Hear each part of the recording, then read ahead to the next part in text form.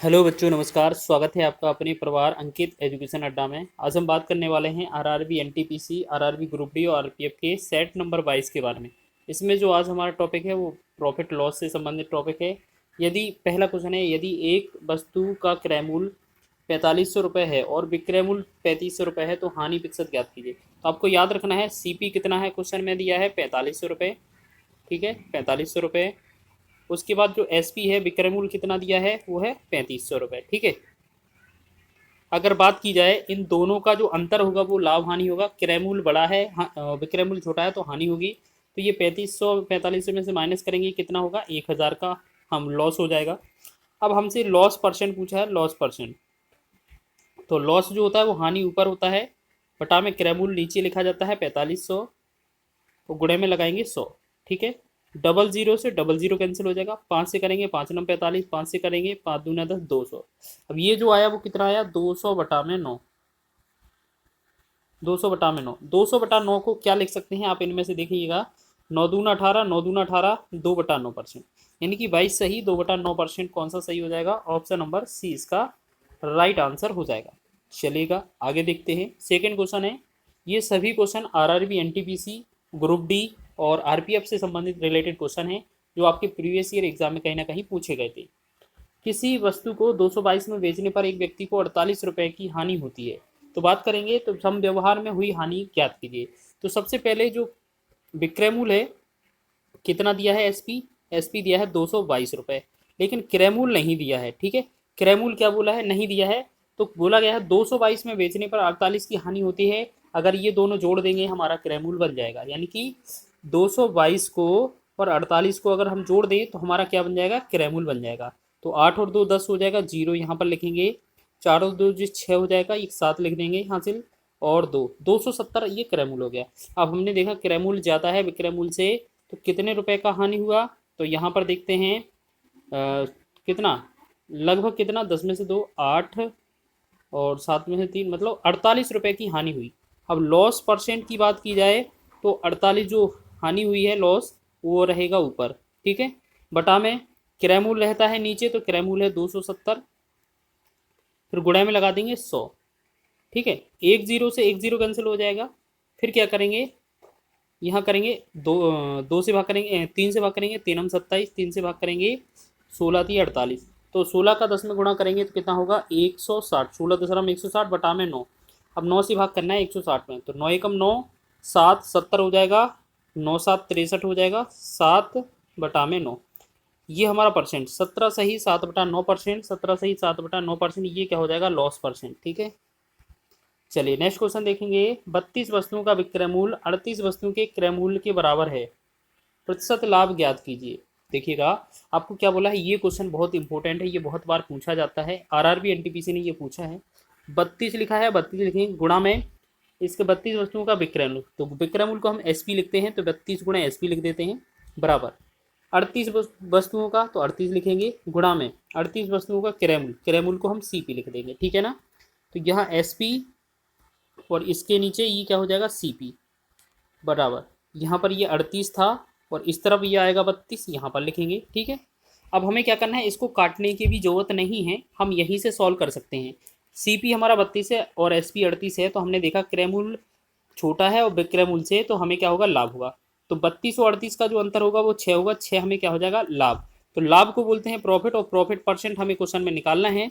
तो क्या करेंगे, लाभ को ऊपर लिखेंगे, बटा में हमेशा क्रय मूल्य लिखा जाता है। क्रय मूल्य कितना है, 32 है, और गुणा में 100 करेंगे। ठीक है। अब हम भाग करेंगे तो 4 से भाग करेंगे, 4 अट्ठे 32, 4 से भाग करेंगे 25 चौके 100, 2 से भाग करेंगे 2 चौके 8, 2 से भाग करेंगे 2 तिया 6। अब हमने देखा 3 का 25 में गुणा करेंगे तो 25 तिया 75 हो जाएगा, और बटा में 4 हो जाएगा। ठीक है। तो 75 का ये 4 में गुणा करेंगे, या मतलब 4 का भाग करेंगे 75 में, तो 4 एकम 4, एक 4 3 35, यानी कि 4 अट्ठे 32। ठीक है ना, 4 अट्ठे 32। और ये 18 वाला कौन सा विकल्प है, ये 7 5 वाला, यानी कि ऑप्शन नंबर ये आपका सी है। इसे पूरा सॉल्व करने की जरूरत ही नहीं है जब आपका 18 मिल जाता है। नेक्स्ट क्वेश्चन है, एक व्यक्ति ने एक वस्तु ए और बी को कुल 2312 रुपये में खरीदा।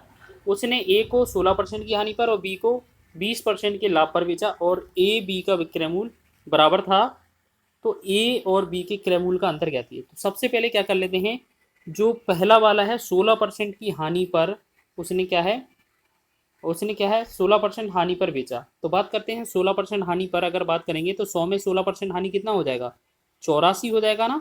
ठीक है, 84 हो जाएगा। फिर अगर बोला जाए कि 20% के लाभ पर, तो 100 में अगर 20% का लाभ होगा तो ये कितने का 120 का हो जाएगा। ठीक है ना, 120 का हो जाएगा। चलिए फिर हम क्या करते हैं, इसे हम आपस में काट लेते हैं। अगर क्वेश्चन में विक्रय मूल्य बराबर लिखा हो तो यहाँ पर क्या कर लेते हैं, 20 में जीरो ले लेते हैं। ठीक है ना, तो इसका क्रॉस क्रॉस माइनस करेंगे।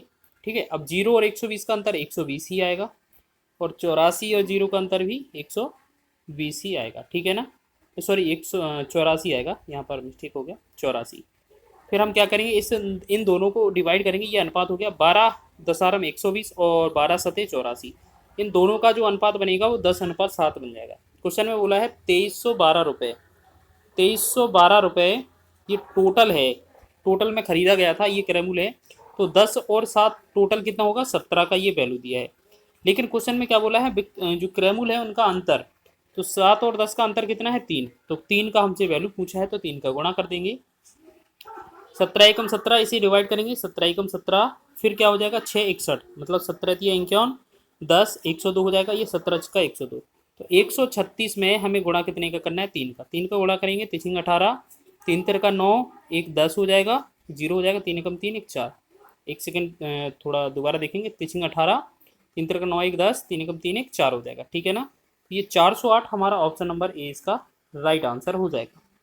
चलिए आगे बढ़ेंगे नेक्स्ट क्वेश्चन की ओर। अगला क्वेश्चन है 12% लाभ और 4% हानि पर किसी वस्तु के विक्रय मूल्यों का अंतर कितना है, 28 है। वस्तु का क्रय मूल्य ज्ञात कीजिए। जैसे मान लेते हैं कोई ओरिजिनल वैल्यू हमारे पास 100 है, तो क्वेश्चन में बोला गया है 12% लाभ, तो 12% लाभ कितना होगा, 112 हो जाएगा एसपी, और 4% हानि पर जो एसपी होगा वो कितना होगा, 96 हो जाएगा। ठीक है, अब क्वेश्चन में बोला है इन दोनों का जो विक्रय मूल्य है, इनका जो अंतर है वो 28 रुपये है। तो यहाँ पर इन दोनों का जो अंतर है वो कितना हो रहा है, 12 और 4 16, यानी कि इनका अनुपात 16 अंतर आ रहा है।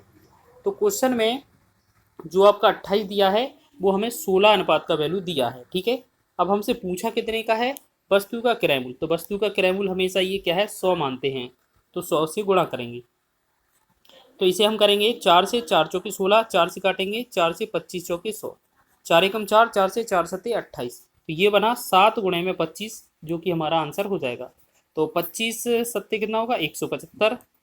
ये जो बनेगा हमारा आंसर ऑप्शन नंबर ए इसका सही हो जाएगा। नेक्स्ट क्वेश्चन देखेंगे। अगला क्वेश्चन है, एक वस्तु को 4125 रुपये में बेचने पर ए को 10% का लाभ होता है और 18% का लाभ प्राप्त करने के लिए उसे वस्तु को किस मूल्य पर बेचना होगा। तो सबसे पहले क्या है, जो 4125 लिखा है उसको लिखते हैं। ठीक है, बटा क्या है, 10% लाभ लिखा है, 10% लाभ है तो 10 का मतलब 100 में 10 जोड़ देना है, तो 110 से भाग कर देना। ठीक है, और गुणा कितने का करना है, बोला है 18% का लाभ, तो मतलब 100 में 18 जोड़ेंगे तो 118 का गुणा कर देना है। अगर इनकी जगह कभी कभार यहाँ पर हानि लिखा मिले किसी भी जगह, तो उसमें से हम क्या करते हैं, 100 में से घटा देते हैं। बस अब इसको सॉल्व करना है। 11 से ऐसे भाग करेंगे तो 11 दशार इसको हो जाएगा 10 बार, और 11 से भाग करेंगे तो 11 तिया 33, और 8 पे तो 82 है, तो 11 7 77 हो जाएगा, 11 5 55 हो जाएगा। ठीक है, तो 2 से काटेंगे, 2 पंचे 10 हो जाएगा, यहाँ 2 पंचे 10 और 2 नम 18। ठीक है, 5 से करेंगे, 5 एकम 5, 5 से करेंगे 5 सते 35 और 2 25 55 25। तो हमने देखा यहाँ पर जो फाइनल आंसर होगा वो 75 गुणे में 59 आ रहा होगा। तो अब अगर हम इन दोनों का गुणा करते हैं तो यूनिट डिजिट 9 और 5 का यूनिट डिजिट करते हैं, 9 पना 45, यानी कि इकाई पर 5 आता है। तो ऐसा एक ही विकल्प है जिसमें इकाई पर अंक 5 आ रहा है। अगर इन दोनों का गुणा करेंगे तो आपका जो बनेगा वो 44 25 ही राइट आंसर बनेगा। तो ऑप्शन नंबर 20 का सही हो जाएगा। नेक्स्ट क्वेश्चन है, एक आदमी एक कमीज को 4% की हानि पर 960 रुपये में बेचता है। वह एक स्वेटर को 20% के लाभ पर 840 रुपये में बेचता है। उसका शुद्ध लाभ या हानि ज्ञात कीजिए। ठीक है, अगर हम बात करें कि पहला जो है, पहले का क्रय मूल्य निकालते हैं। पहला जो सीपी है पहला निकालेंगे तो 960 रुपये में बेचता है, वो कितना, 4% की हानि पर, यानी कि वो 96 रुपये में बेचता है। 100 में से 4 कम 96, अब हमें 100 का गुणा कर देना, क्रय मूल्य निकल आएगा। 96 से 96 भाग चला जाएगा ये 10 बार, और 100 का 10 में गुणा करेंगे तो कितना बनेगा 1000। ठीक है, पहला तो क्रय मूल्य ये आ गया। दूसरा क्रय मूल्य निकालते हैं कैसे, 840 दिया था विक्रय मूल्य, लेकिन बोला क्या है 20% के लाभ पर, तो ये 120 का वैल्यू दिया है हमसे। 100% का मतलब क्रय मूल्य का वैल्यू पूछा जा रहा है। 10 से 10, 12 एकम 12, 12 सते 84। तो यहाँ पर जो क्रय मूल्य होगा वो कितना होगा, 7 का गुणा करेंगे 100 में, तो ये बनेगा 700। अगर हम कुल सीपी की बात करें, यहाँ पर लिखते हैं दूसरी का कुल सीपी, पहले का 1000 और दूसरे का 700 है, तो कुल सीपी कितना हो गया 1700। ठीक है, और कुल एसपी की बात करें, दोनों को, एक को 960 रुपये में, एक को 840 रुपये में बेचा है, तो दोनों का एसपी कितना होगा, 9 8 17 एक 1800 रुपये हो जाएगा ना, क्योंकि अगर इन दोनों को जोड़ेंगे तो ये जो बनेगा वो 1800 बन जाएगा। 1800 हमारा क्या हो जाएगा कुल एसपी, तो कुल एसपी हो गया 1800। अब देखा हमने क्रय मूल्य खरीदा 1700 में था, 1800 में बेच दिया, तो कितने रुपए का लाभ हो रहा है, 100 रुपये का लाभ हो रहा है। ठीक है ना। अब हमसे प्रॉफिट परसेंट पूछा जाए क्वेश्चन में, तो हम लाभ लिखेंगे ऊपर, बटा में हमेशा लिखा जाता है क्रय मूल्य। अच्छा ये बताओ, परसेंटेज नहीं पूछा है, बस इतना ही पूछा है कि कितने रुपए का शुद्ध लाभ प्राप्त होगा, तो ये 100 रुपये ही लाभ होगा, इसे हम बोलेंगे 100 रुपये का लाभ। तो ऑप्शन नंबर 20 का राइट आंसर हो जाएगा। ठीक है, इससे आगे परसेंटेज में वैल्यू नहीं पूछा है, तो इतना ही रहने देंगे हम। अब बात करेंगे नेक्स्ट क्वेश्चन की, एक वस्तु को 4% तथा 10% के लाभ में बेचने पर विक्रय मूल्य में 3 रुपये का अंतर आता है, तो दोनों के विक्रय मूल्य ज्ञात कीजिए। जैसे बात करते हैं हम यहाँ पर, तो यहाँ पर अगर हम बात करेंगे इनका विक्रय मूल्य,